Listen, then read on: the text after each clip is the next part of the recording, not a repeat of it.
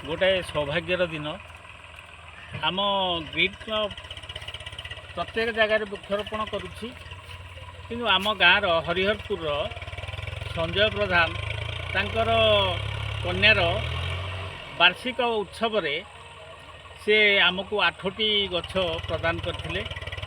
ता संगे संगे गछ रोपण करने गछ को सुरक्षा देवाई जाली प्रत्येक जिनिस आमको देते। तेणु आम आज समस्त मेम्बर एकाठी होई से गछटिक को आम आज रोपण कलु।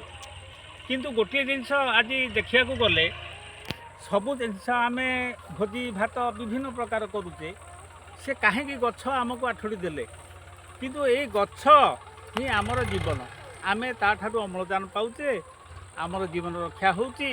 प्रत्येक जिनिस एमती भाविक जदि आम प्रत्येक जगार वृक्षरोपण करवा ताला आगामी भविष्य में यही जगह सबूज मंडित होकर गढ़ी उठब। मुझे